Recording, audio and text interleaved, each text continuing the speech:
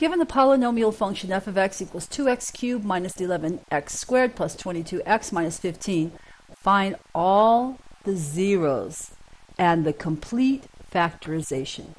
Now, fortunately, we got a hint. Hints are very helpful when you have a complicated problem that's not easy to factor. And the hint here is that they suggest we test x equals 3/2 first. Well, let's go through our steps, and when we get our list, we'll test x equals 3/2 first.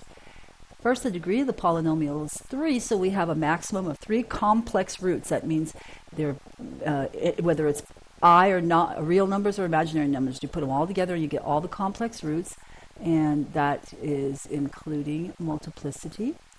Skip 2, go to 3, rational roots, p over q plus or minus. The top has to be a factor of the lead coefficient 15, so it's 1, 3, 5, and 15. The bottom is going to be a factor of the lead coefficient 2.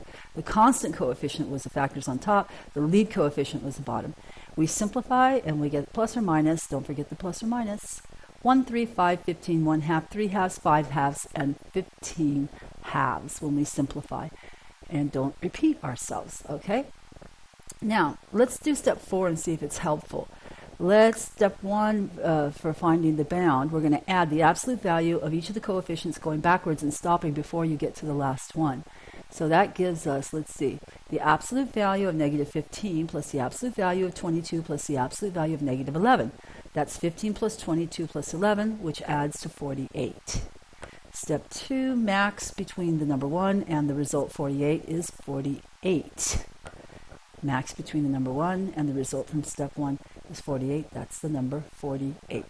Step 3, the max between the individual list of absolute values would be 11, 22, 15. The maximum in that list is 22.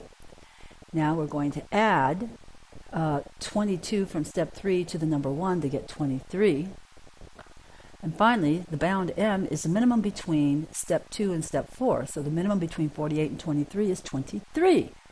So m equals 23 means we have no root. All the roots live between negative, the real roots live between negative 23 and positive 23. Now, is that going to help us? Well, you look at the list, and the biggest number we have there is plus or minus 15, so that didn't help us at all. I'm getting really frustrated with that work. Okay, let's go to step 5. Test the rational roots using the hint, x equals 3/2. That tells us where we should start in our list.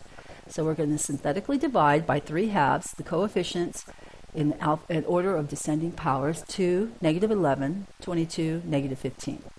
Bring down the 2, multiply, the 2's cancel, we get 3, add, multiply, the 2's cancel, we get negative 12, add, multiply, we get 15. Happy face because x equals 3/2 is a root since we got a 0 denominator. Okay, this is great news. We're going to use that information along with the quotient on the bottom of the synthetic division to start factoring.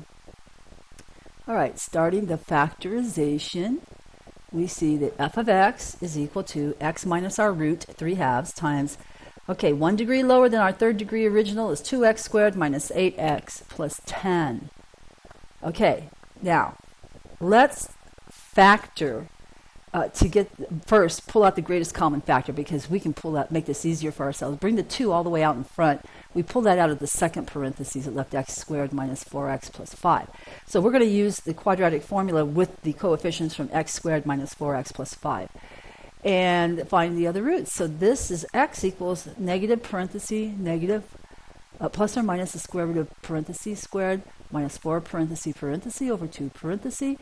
Put the negative 4 for b in the first 2 parentheses, 1 for a, and c is 5, and 1 on the bottom. So we got, let's see, 4 plus or minus the square root of negative 4 over 2, which is, well, you can simplify the square root of negative 4 and get 2i, so it's 4 plus or minus 2i over 2. Now we're going to factor, then cancel. You always have to factor before you cancel.